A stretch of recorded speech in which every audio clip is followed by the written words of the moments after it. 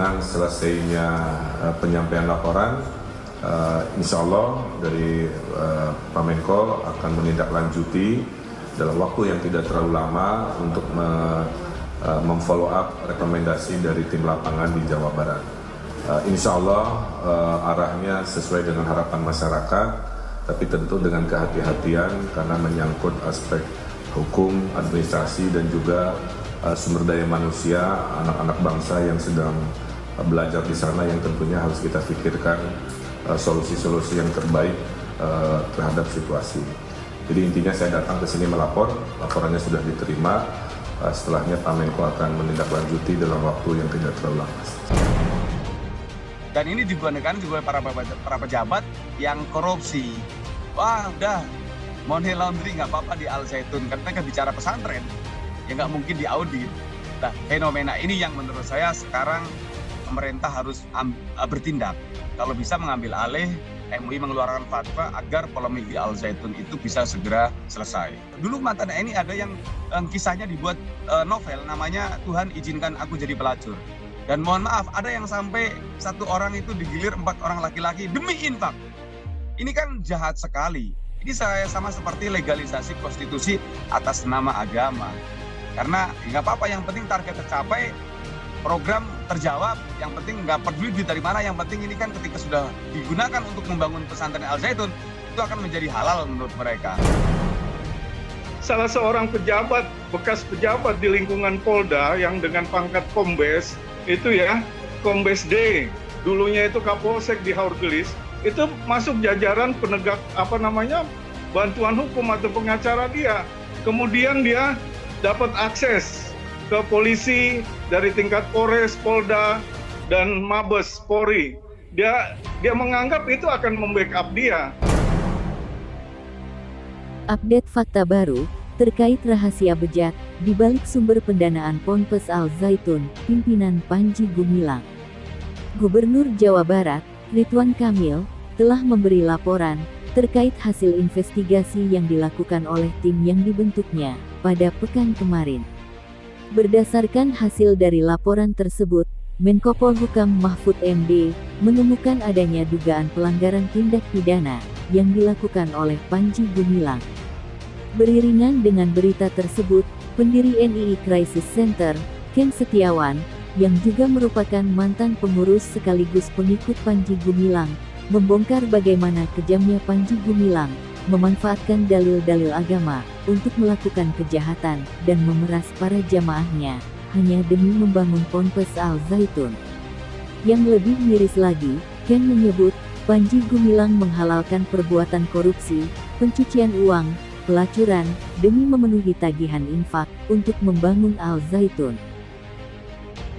Jadi kalau ditanya apakah Al Zaitun mengajarkan ngerampok, berzina, ya ditanya nggak ada. Tapi ajaran mengkafirkan orang lain dan mengambil hartanya itu boleh. Nah itu yang terjadi. Jadi kalau datang ke Al Zaitun, itu antara stek teritorial dan fungsional. Itu seolah-olah nggak terkait, Mas. Berbeda. Padahal ini sebuah satu kesatuan. Bahkan 80% santri yang ada di Al Zaitun itu adalah orang tua yang anggotanya NII. Jadi yang 20% adalah santri yang korban promosi Al Zaitun. Jadi kalau kita pas nanya kepada santri yang memang bukan latar belakang NII, yang nggak tahu NII dia hanya di sana pokoknya belajar, mungkin orang tua melihat pesantren itu mewah, sekolahin aja ke sana.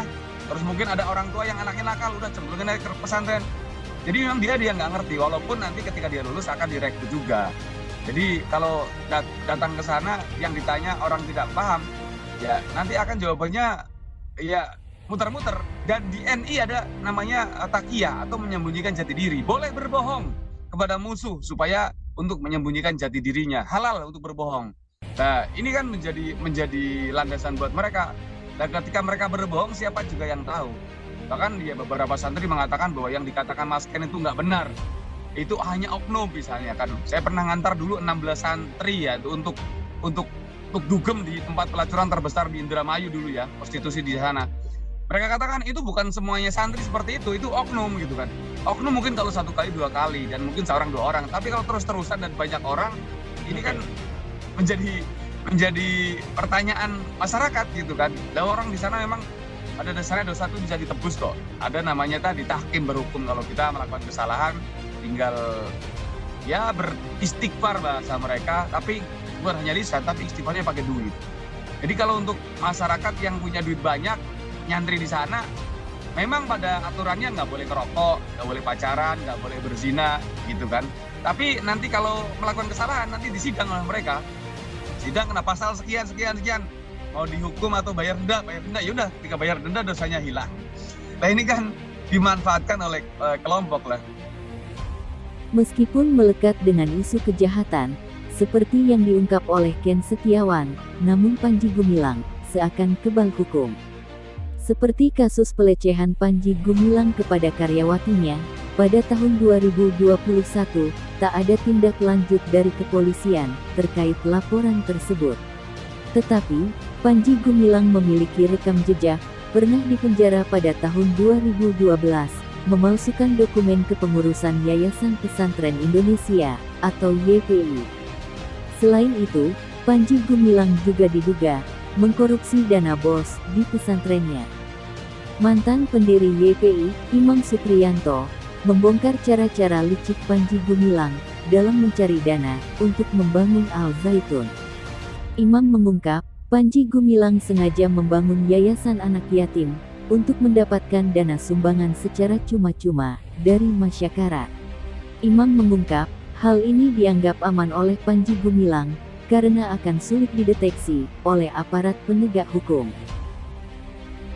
Ini kan di NII itu ada strategi sembunyi di tempat terang. Itu orang-orang tua kita ngajarkan begitu. Nah ini juga dilakukan oleh Panji Gumilang, ya. Dia sekarang bersembunyi di tempat terang. Contohnya begini, dia punya sumber-sumber dana yang sangat potensial sekali. Sebagai contoh, dia bikin yayasan-yayasan yatim di semua tempat. Contohnya ada Geria Yatim Syariah Mandiri, ada Peduli Tali Bangsa, ada Dulur Salembur.